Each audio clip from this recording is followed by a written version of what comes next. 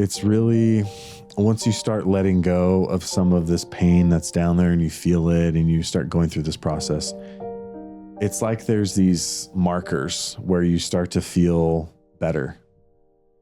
And, maybe at stage 1, it's like, wow, I'm not depressed anymore. I'm actually starting to feel like life is worth living. And then maybe phase 2 is like, oh, like not only is life worth living, but like I'm starting to actually have friends and have fun in my life. And maybe it's even beyond that, it's like life is good. I'm actually happy consistently. At any of those phases, there's always this thought or temptation of getting complacent. Like, oh, I'm way better than where I was. And so like, I'm good for now. Because people want to believe that they're done after a year, 6 months or whatever. But like, have I actually had like an intuitive confirmation that it is finished? Acting on emotions as guides to truth. Stillness. Surrendering to what is. Seeking. Using my gifts with purpose. Light. This is the emotional blueprint.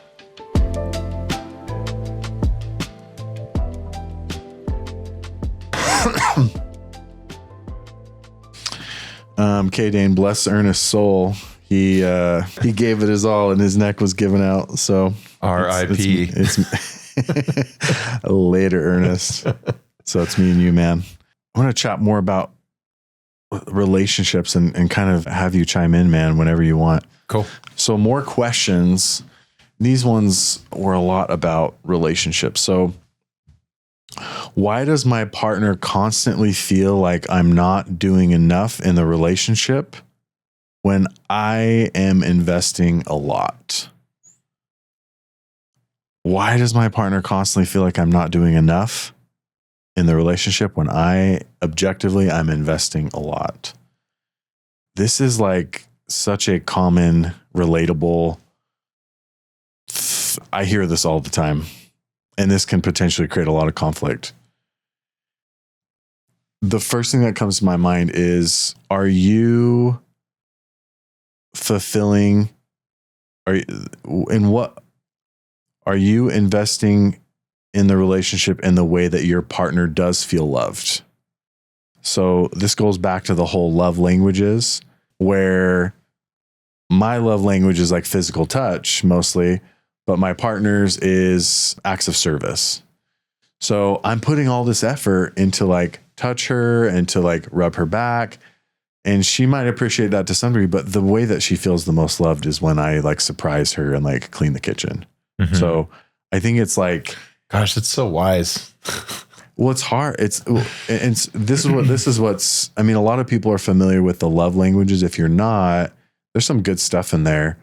One of the valuable points that it makes is like the way that you feel loved is often how you're automatically programmed to give it.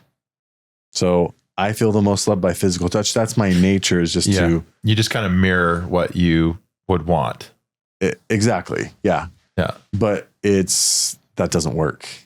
Yeah. So this is, it works if it's the same, obviously, but this is why people feel like they're investing a lot. And then, and it can be a cause of a lot of conflict and frustration. So looking into love languages is really good.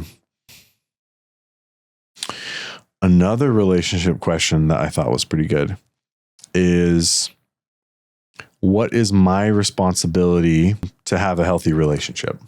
Like, I want to have a relationship. What is my responsibility?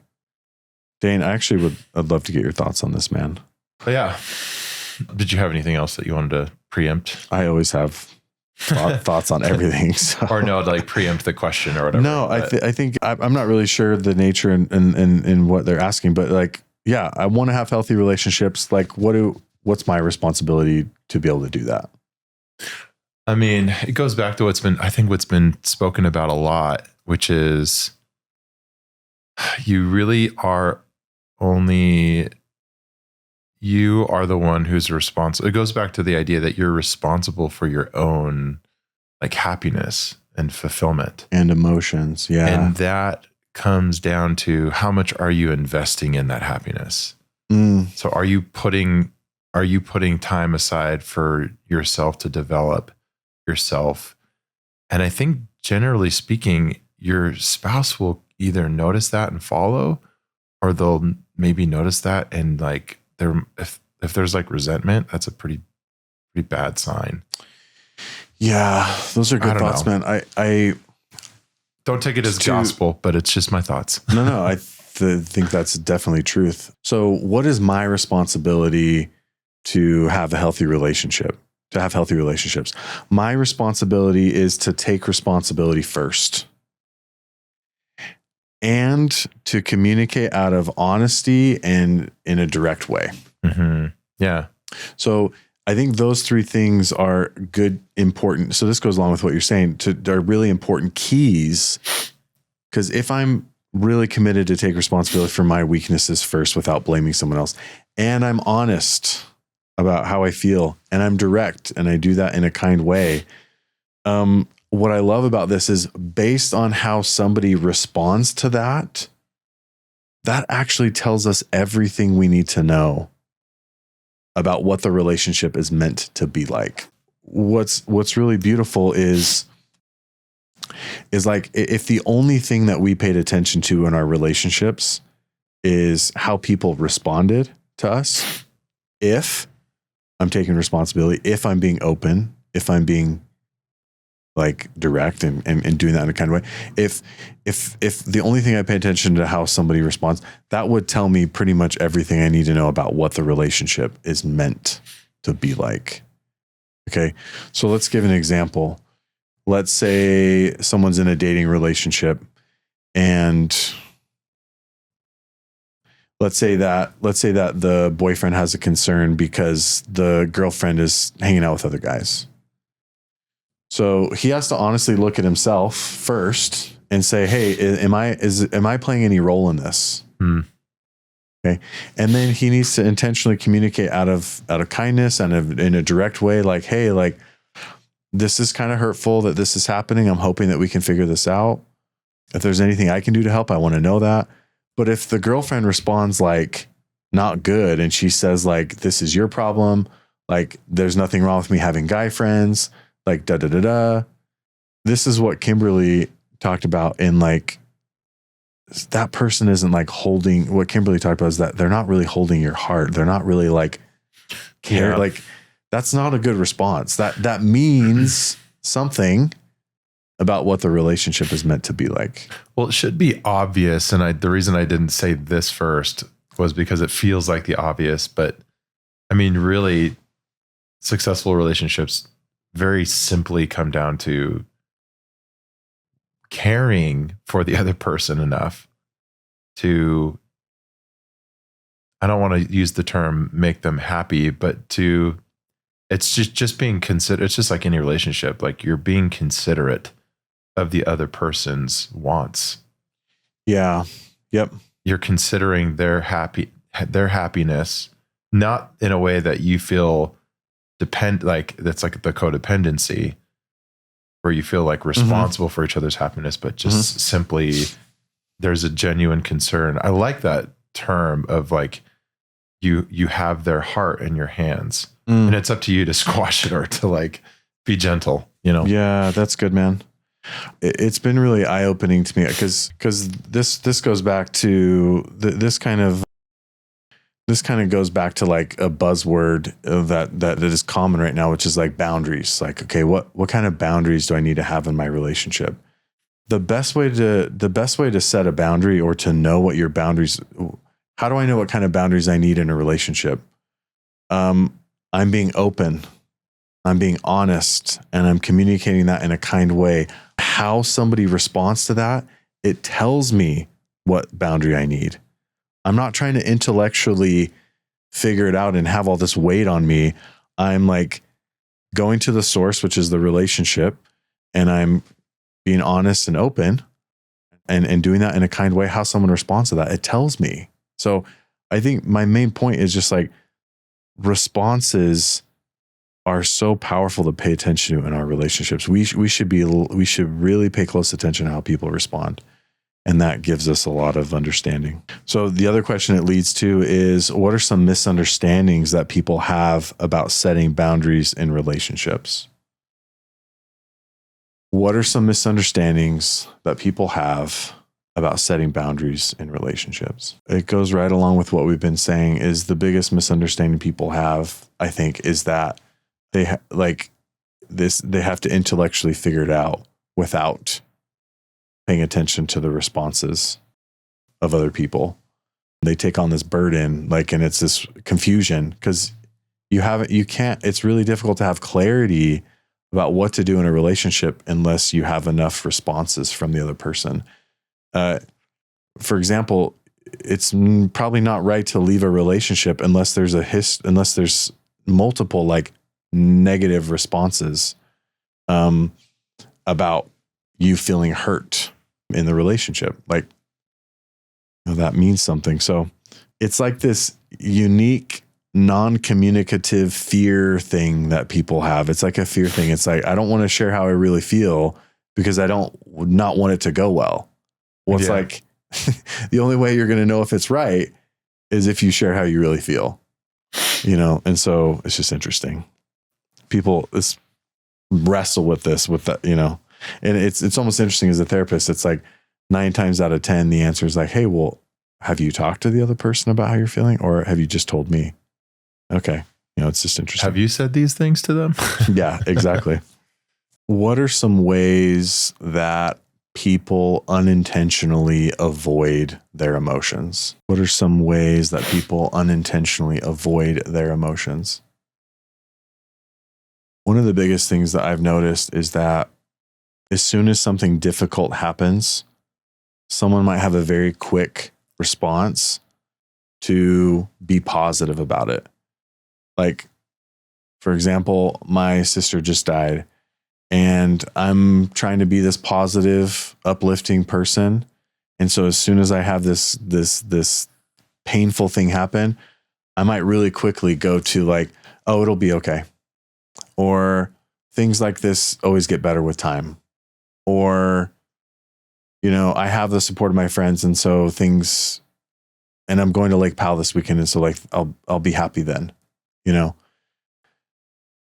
Positivity is a weapon that the ego or Satan uses you to get you to avoid the pain. So positivity in this example is really, really unhealthy, because anything that's used to avoid the pain and not go down there and feel it and actually heal from it is not coming from a good place. And so it's really interesting. In the name of positivity, people try to mask. Yeah, exactly. They think it's really good because they're being positive. I personally am not a fan of positivity. I think it's fake, and it's often used in an inauthentic. It's kind of inauthentic. And so, is there a difference between, if I may, please? Is there a difference between the half positivity and the half glass empty, half full? Yeah, I think when pain is on the table, I guess hope is glass half full. Hope is different than positivity. I guess that's answering my own question, I suppose. Mm-hmm. Yeah, it's not about, I think this is it's not about necessarily being positive or negative. We're talking specifically about avoiding emotions or pain, so it's not about being intentional kind of masking of it. Yeah. It's not about being positive or negative. It's just about being honest, running away from problems. Yeah. We just want you to be honest. Oh, my sister, this is really sad. That's just the honesty. And so that's okay. And that's good. Take time to feel that. And then the hope or the positivity will emerge from a place after you feel it, if you seek it. Mm-hmm. It's just more authentic. It's deeper, Yeah, let's wrap up with this, man. Maybe 2 quick things as we wrap up. Last question on the whole healing, to build off what we talked about, is what are some limitations that people do put on their healing? What limitations do people put on their healing? It's really, once you start letting go of some of this pain that's down there and you feel it and you start going through this process, it's like there's these markers where you start to feel better. And, maybe at stage 1, it's like, wow, I'm not depressed anymore. I'm actually starting to feel like life is worth living. And then maybe phase 2 is like, oh, like not only is life worth living, but like I'm starting to actually have friends and have fun in my life. And maybe it's even beyond that, it's like life is good. I'm actually happy consistently. At any of those phases, there's always this thought or temptation of getting complacent. Like, oh, I'm way better than where I was. And so like, I'm good for now. When it takes a true, sincere seeker to see it all the way through and to get the full payout of letting go, which is not only am I letting go of the pain, but I'm replacing it with joy and forgiveness and gratitude and some of these things that we've been talking about today. So I guess my main point on that is like, it's the journey can take years, and we're going to have a really cool guest on next episode. His healing journey, like focused healing journey, was like 10 years long. And there was moments where he was like, I guess this is as good as I can feel. Or I guess this is like, I just have to accept that this is just kind of how it is, because he put so much into it. And his story is such a beautiful example of like just continuing to go to get the full payout. And it brings up the question, how do I know when I have experienced the full payout? People ask me this a lot in therapy, like, Corey, how are we going to know when like the healing journey is done or when the letting go process is done? It's easier in therapy because it's like, I say something like, we will both know. But there is kind of like a spiritual, intuitive, like it's done. When we have James on next week, this is going to be a beautiful question for him. But I would say, not to rush the answer, there is a spiritual knowing that it's done. And then there is all the emotional signals, like there's nothing coming up for me anymore. I've never thought I could experience this much fulfillment.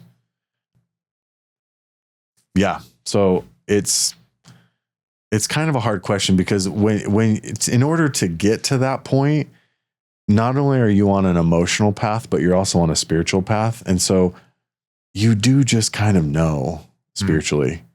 Do you feel like it's part of it is this just simply almost like waking up in the morning feeling lighter, or feeling like a drive, that there's like a kind of a new purpose?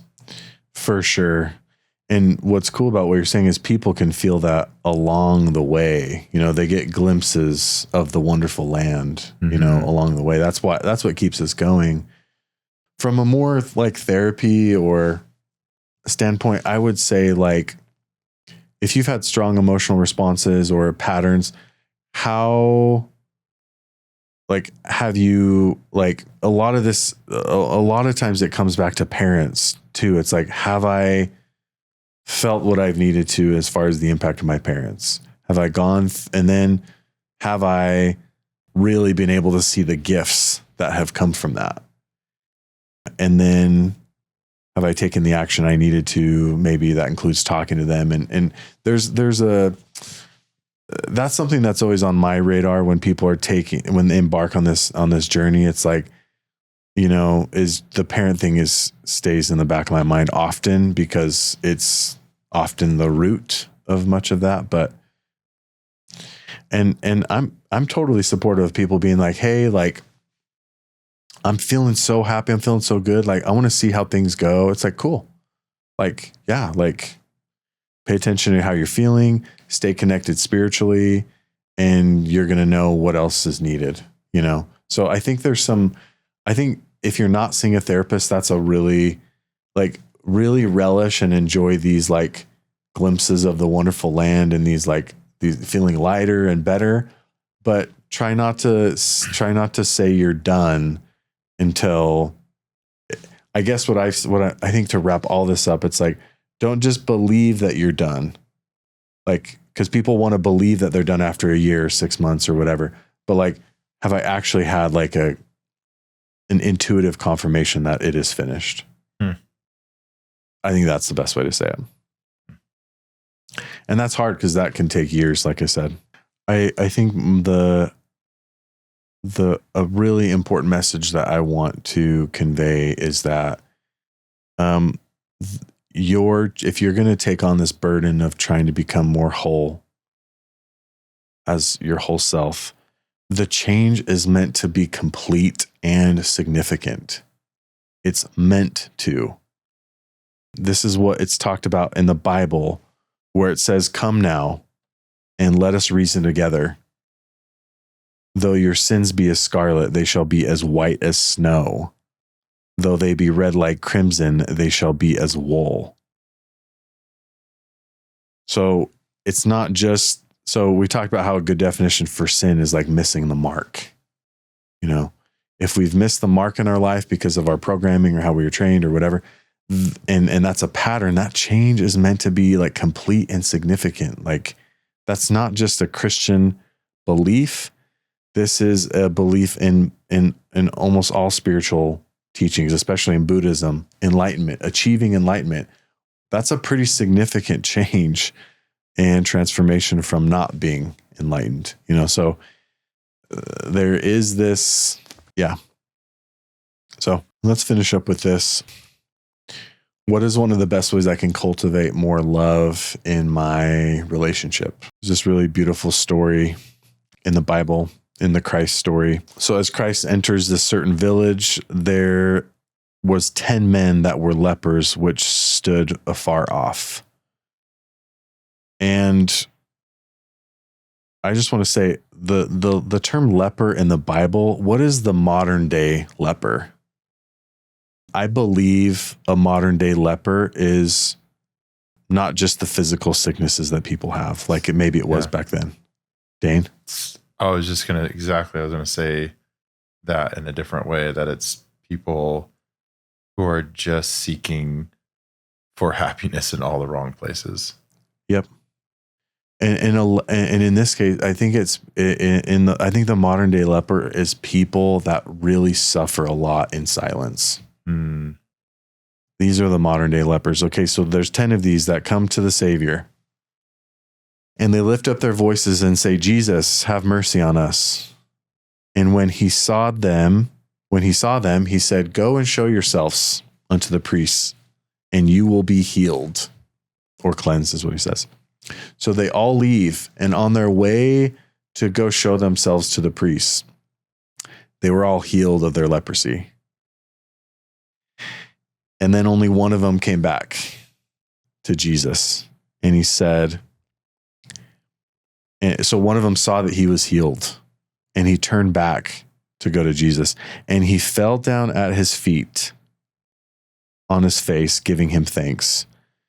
And then Jesus, this is the powerful part. And Jesus answered and said, "Were there not 10 cleansed? Where are the other 9? And what's interesting is, what's powerful about this story is, this is going to have to do with the question, what is the best way I can cultivate more love in my relationship?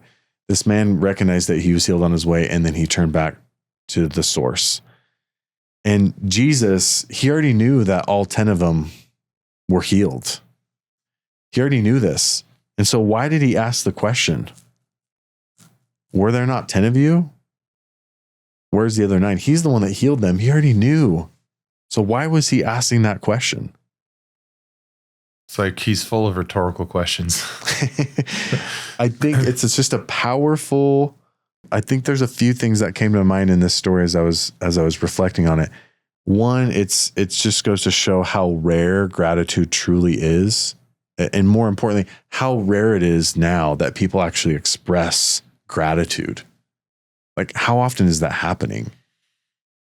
Maybe it's only happening 10% of the time, like in this story, maybe less.